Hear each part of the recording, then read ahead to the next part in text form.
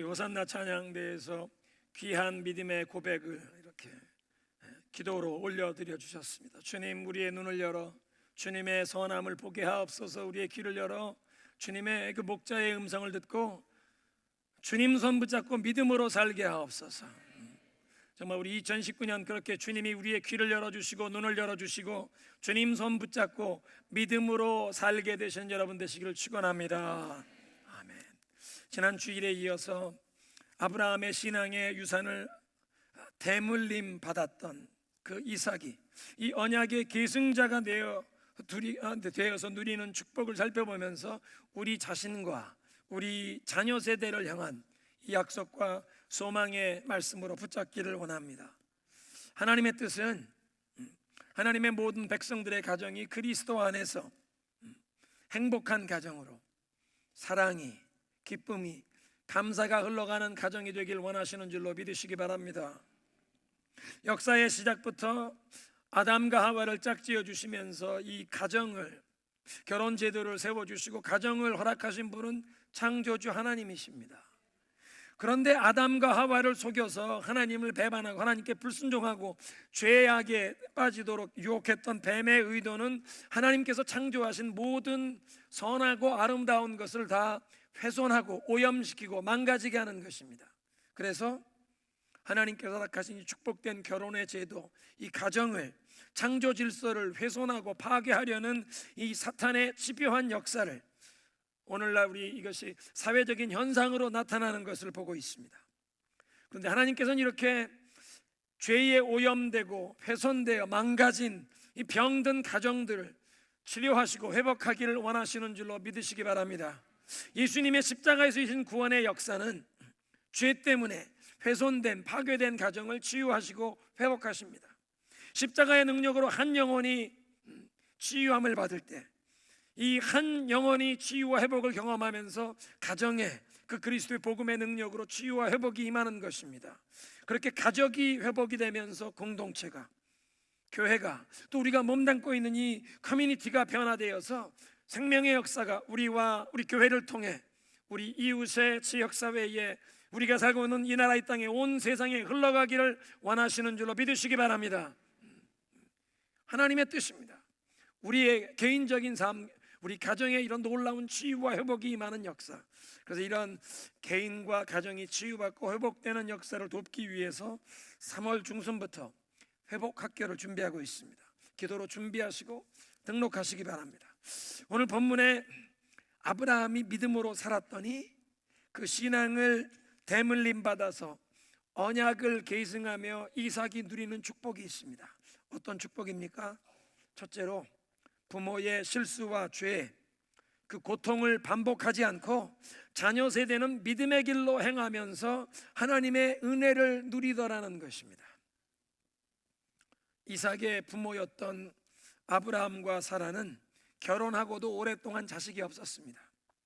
하나님께서 이들을 처음 부르실 때 아브라함아, 내 고향 친척 아비집을 떠나라, 내가 지시하는 땅으로 가라, 내가 너에게 복을 주고 내 자녀의 축복을 약속하셨는데 오랫동안 자녀를 얻지 못했습니다. 세월이 흘러가면서 20년, 30년 흘러가도 자녀가 생기지 않고 점점 두 사람이 늙어가는 상황에 사라는 하나님을 신뢰하며 그 하나님의 약속을 붙잡고 하나님의 타이밍을 기다리기보다 인간적인 생각으로, 불신앙입니다. 주변에 있는 세상의 관습을 쫓아서 surrogate mother, 대리모를 얻겠다고 자신의 여종 하가를 통해서 아들을 얻으려고 시도했다가 이스마엘을 낳았습니다. 그리고 그 이스마엘로 인하여 아브라함의 가문에 큰 고통과 근심이 찾아옵니다. 아브라함 때만 아니라 이삭, 야곱의 후손, 이 이스마엘의 후손이 오늘날까지, 수천 년이 지난 오늘까지 이 아브라함의 후손을 괴롭히지 않습니까? 그런데 사라가 자신의 그 불신앙을 회개하고 이 불신앙의 죄의 열매를 끊어버리는 결단과 믿음의 실행을 보이게 됩니다. 이스마엘과 하가를 쫓아내면서 언약의 아들인 이삭이 누려야 할 그 언약의 축복을 보호하는 일을 하는 것입니다. 그 이스마엘을 내보낸다는 것은 아마 이스마엘이 그 당시에 17살쯤 되었을 텐데, 인간적인 수단과 방법으로 얻었던 것을 다 청산한다는 의미가 있습니다.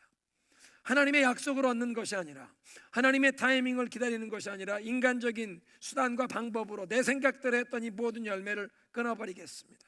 죄를 청산한다는 의미가 있습니다. 근데 이스마엘만 쫓아내는 것이 아니라 하갈도 떠나게 했습니다. 사라에겐 본래 여러 명의 여종이 있었는데, 아니 왜 애굽 사람 하갈을 통해서 아브라함의 자손을 얻겠다고 했을까? 아니 어떻게 애굽 사람이 가나안 땅에 살고 있던 사라의 몸종이 되었나? 아브라함과 사라가 살던 이 가나안 땅에 기근이 왔다고 애굽으로 피난을 내려갔습니다. 나일강 주변에는 기근이 찾아오는 법이 없으니까, 나일강 주변에는 항상 곡식이 있으니까 기근이 찾아왔을 때 곡식이 많은 애굽으로 피난을 내려간 것입니다. 그런데 사라의 미모 때문에 애굽 왕 바로의 왕궁에 사라가 불려 들어가는 일이 벌어집니다.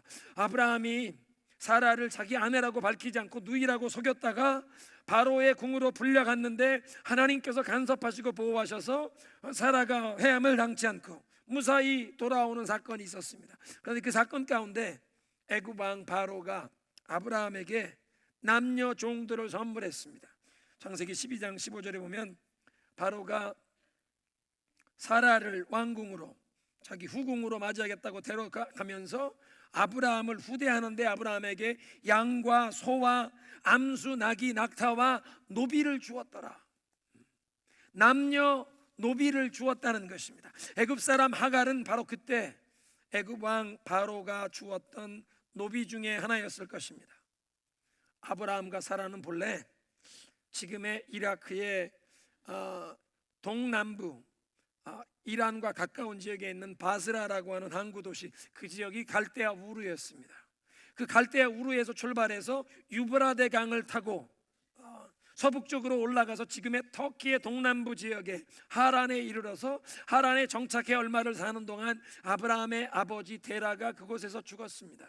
아버지 데라를 장사 지낸 다음에 하나님의 말씀을 따라서 그 터키 동남부 지역 하란을 떠나 지금의 적과 꿀이 흐르는 땅, 이 가나안 땅에 이르게 된 것입니다.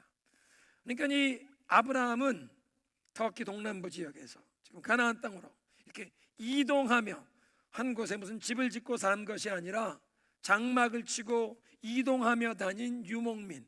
오늘날도 이스라엘 주변에 이 중동 지역에 가면 베두인이 있습니다. 베두인, 유목민, 벽돌 집을 짓고 사는 것이 아니라 천막을 치고 옮겨 다니는 베두인, 양과 염소와 소, 낙타를 키우는 유목민입니다. 아브라함과 사라는 이런 유목민 베두인이었고, 사라가 거느렸던 모든 여종들도 베두인 출신이었을 것입니다. 유목민 문화에 익숙한 종들이었을 것입니다. 그런데 애굽 왕 바로가 아브라함과 사라에게 주었던 노비 중에 하갈은 이 번영하는 선진 문명 국가 애굽에서, 그것도 애굽의 왕궁에서 훈련을 받은 훨씬 세련되고 멋진 이 궁중 문화를 여주인 사라에게 보여주었을 것입니다. 지금까지 사라가 익숙한 건 시골뜨기 유목민들인데, 궁중에서 훈련을 받은, 궁중 요리를 할 줄 아는, 궁중의 여인들처럼 화장하는 법을 가르쳐주는 세련된 여종 하갈. 그 하갈에게 아마 이 여주인 사라의 마음이 갔을 것입니다. 그러니까 비록 몸종이라도 애굽의 왕궁에서 길들여진 이 세련된 하갈을 통해 아브라함의 아들을 얻으려고 했다는 것입니다. 그런데 세월이 흘러가며 이제 사라가 자기의 이 불신앙의 열매를 청산하게 될 때, 세상의 세련된 문화와 매너에 익숙했던 하갈도 내보내는 것입니다. 죄에 물든 애굽 문화와 결별을 선언하는 것입니다. 그동안 세속적인 문화를 동경하고 세상에 세련되고 고상한 것을 그 마음속에 부러워했던 마음을 청산하노라. 번영과 풍요로움이 있는 애굽 문화지만 우상 숭배의 음란함이 가득한 그 죄악된 문화, 우상 숭배 찌든 그 애굽 문명을, 애굽 문화를 더 이상 내 마음에 부러워하지 않고 유목민으로 시골뜨기들과 함께 이 장막에 살아도 하나님의 언약 백성답게 살리라. 우리 2018년 레위기에 있는 말씀을 묵상할 때 하나님께서 우리를 그리스도 안에서 예배자로 부르시는데 예수님께서 우리를 위한 대제사장이 되시고 우리 모두를 그리스도 안에서 왕같은 제사장으로 부르신다는 것을 배웠습니다. 그리고 이 레위기를 보면 제사장이 성막에서, 성전에서 섬길 때는 무교병만 먹습니다. 왜냐하면 진설병으로 바치는 것이 무교병이기 때문에 성전에서 이 제단 주변에서 성막에서 섬기는 동안은 제사장은 무교병만 먹는 것입니다. 그런데 무교병만 먹을지라도 제사장이기 때문에 하나님 앞에 드려졌던 그 성물 무교병을 먹는다는 것 엄청난 축복이지 않습니까? 사랑하는 성도 여러분, 우리도 애굽의 풍요로운 죄악에 물든 문화보다 유목민처럼 살아도 무교병을 먹더라도 누룩을 넣어서 부풀리지 않고 반죽을 부풀리지 않고 만든 무교병이 빵이 맛이 없을지라도 하나님을 섬기는 제사장답게 이 성전에서 제단 주변에서 하나님께 드려진 거룩한 성물을 먹을 수 있는 것, 그걸 축복으로 여겨야 할 줄로 믿습니다. 그러니까 하갈을 내보낸다는 것은 이 죄의 우상 숭배 음란에 물든 애굽 문화를 끊어버리노라. 하나님의 백성답게 살리라. 회개하며 죄와의 결별을 선언하는 것입니다. 부모 세대가 지난날 우리의 불신앙과 우리의 이 죄를 철저히 회개하고 청산하면 자녀 세대는 동일한 죄를 다시 반복하지 않고 믿음의 길로 행할 수 있는 길이 열리는 줄로 믿으시기 바랍니다. 그것을 아브라함의 아들 이삭의 삶에서 우린 보게 됩니다. 이삭과 리브가도 결혼을 한 다음에 오랫동안 자식을 얻지 못했습니다. 그런데 인간적인 방법으로 자식을 얻겠다는 시도를 하지 않습니다. 자기 부모 때에 아브라함과 사라는 인간적인 생각으로 하나님의 말씀을, 약속을 기다리기보다 인간적인 수단 방법을 사용했다가 이스마엘을 얻고 가정에 큰 어려움을 경험했었는데, 그런 어리석음을 반복하지 않고 저들은 기도하며 하나님의 타이밍을 기다린 것입니다. 이삭이 임신하지 못한 아내 리브가를 위해서 기도하는데 얼마나 오랫동안 기도한지 아십니까? 이삭이 나이 40에 결혼을 했습니다. 노총각으로 나이 40에 결혼했는데 그에게 쌍둥이 아들 에서와 야곱이 태어났을 때가 60이었습니다. 20년 동안 아내가, 하나님께서 아내의 태문을 열어주시기 위해서 기도를 하면서 한눈 팔지 않았습니다. 그 당시 주변 사람들의 세상의 풍습이 결혼한 다음에 몇 년 동안 아내가 낳지 못하면 뭐 처벌 얻어서라도 씨를 받겠다고 자식을 얻었을 터인데 한눈 팔지 않았습니다. 하나님의 때를 기다렸다는 것입니다. 부모 세대가 우리들의 불신앙과 이 어리석음을 철저하게 회개하고 대가를 지불하면서라도 그 죄의 열매를 끊어버렸더니 자녀 세대에 그 어리석음, 그 고통스러운 죄를 반복하지 않고 믿음으로 행하며 하나님의 복을 누리는 길이 열린 줄로 믿으시기 바랍니다. 이것이 우리의 소망입니다.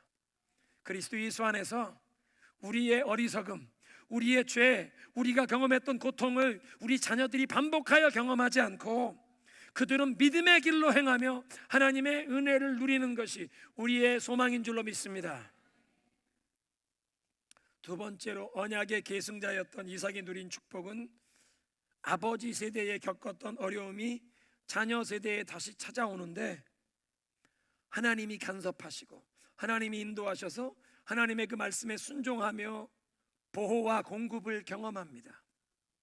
오늘 성경 본문 창세기 26장에 보면 그 땅에, 가나안 땅에 또 흉년이 들었다.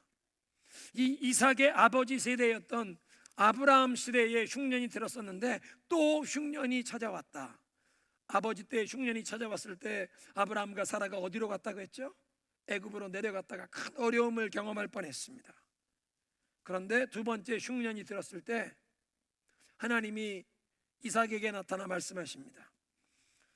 2절에 여호와께서 이삭에게 나타나 이르되 애굽으로 내려가지 말고 내가 네게 지시하는 이 땅에 머물라.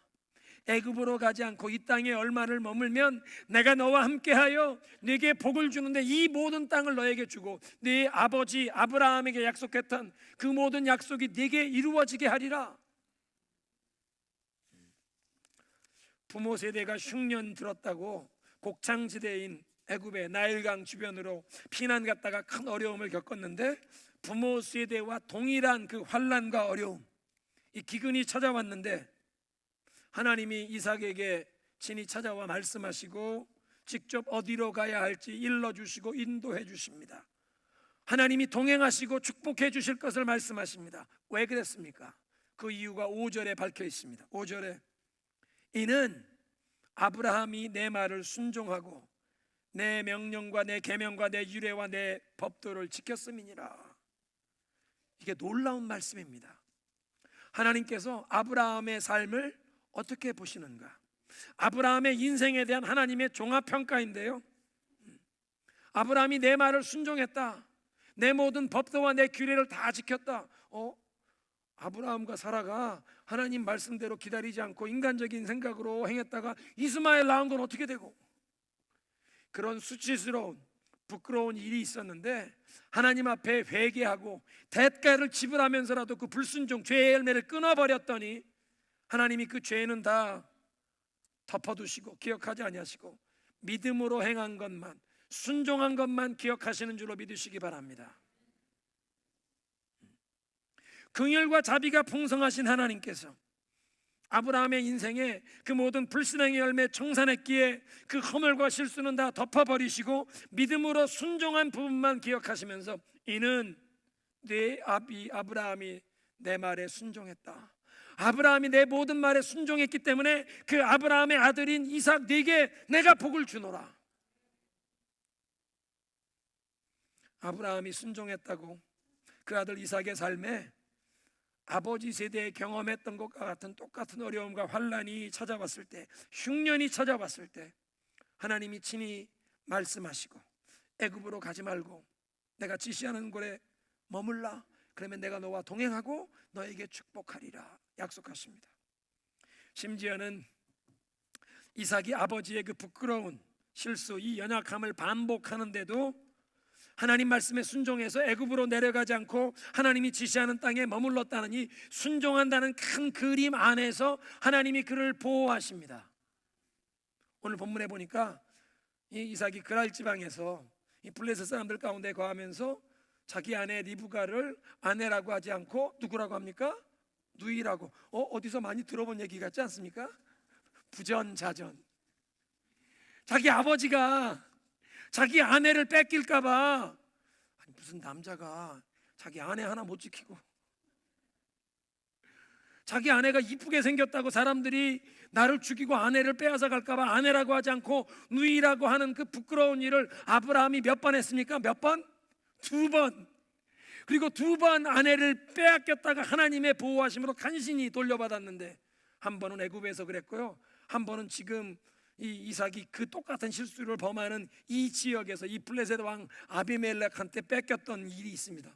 아버지가 2번이나 아내를 아내라고 하지 않고 누이라고 했다가 아내를 뺏기는 이런 큰 봉변을 당했었는데, 아니 부전자전이라고 그 아들이 또 그런 비겁한 이런 연약한 모습을 드러내는데도 여러분 감사한 것은요, 이삭이 흉년에 애굽에 내려가지 않고 하나님이 지시하는 곳에 머물렀다는 그 큰 순종 때문에 아내를 아내라고 하지 않고 누이라고 속였는데도 하나님이 보호하십니다.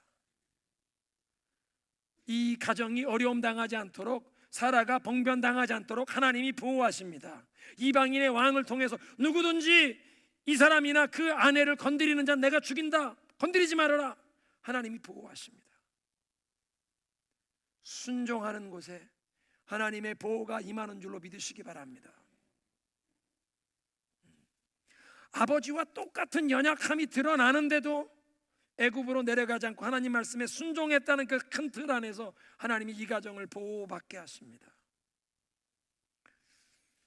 사랑하는 성도 여러분, 우리가 순종하면 우리의 자녀들에게까지도 하나님의 복을 누리게 하실 줄로 믿으시기 바랍니다. 오늘 본문에서 하나님께서 아내를 빼앗기지 않도록 보호하신 것만 아니라 놀라운 공급의 축복을 또 보게 하십니다. 12절에 보니까 이삭이 그 땅에서 농사를 지었는데 100배의 수확을 얻었더라. 여러분, 이것을 예사일로 여기지 마시기 바랍니다.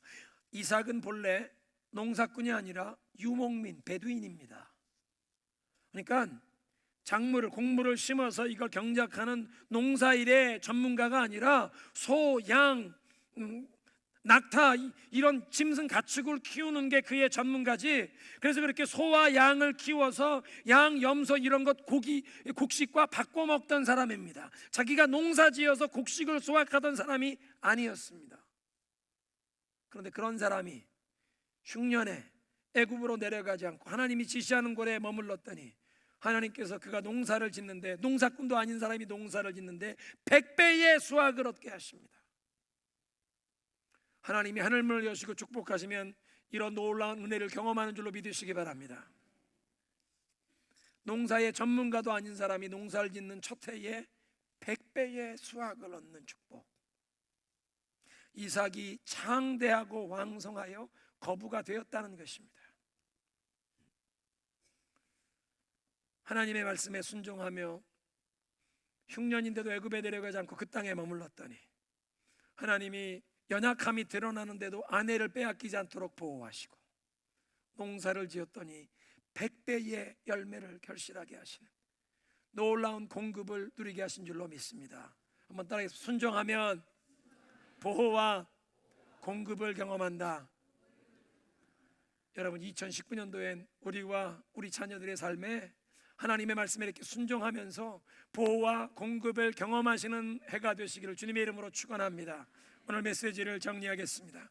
아브라함이 믿음으로 살았더니 그의 신앙을 대물림하여 언약의 계승자가 된 이삭이 누리는 축복이 있습니다. 부모의 실수와 죄, 이 고통을 반복하지 않습니다. 아브라함과 사라가 죄를 청산하고 대가를 지불하면서도 이 죄의 열매를 끊어버렸더니 이삭과 리브가는 자녀를 낳지 못하는 기간 동안에도 인간적인 방법과 수단을 쓰는 것이 아니라 기도하면서 하나님의 때를 기다려 믿음으로 순종하며 하나님의 복을 누린 줄로 믿습니다. 부모 세대에 우리의 죄를 끊어버리고 진정 회개하며 하나님의 은혜 가운데 이 가문에 흘러내려오는 역기능과 죄를 끊어버리면 자녀들은 믿음으로 순종하며 하나님의 복을 누리는 길이 열리는 줄로 믿습니다. 두 번째로, 이렇게 우리가 믿음으로 순종하며 나아가면 우리 자녀들도 그런 동일한 어려움을, 또 흉년이 다가올지라도 이들에게 하나님의 말씀이 주어지고 하나님의 인도하심이 주어지며 이들이 그 말씀에 순종하면서 보호와 공급을 경험하게 하실 줄로 믿습니다. 우리 삶, 우리 가정, 우리 자녀들의 삶, 우리 온 교회가 이런 하나님의 언약 안에 하나님의 인도하심, 하나님 말씀에 순종하며 보호와 인도하심을 경험하는 그런 삶이 되기를 소원하며 우리의 믿음의 고백을 찬양으로 올려드립니다.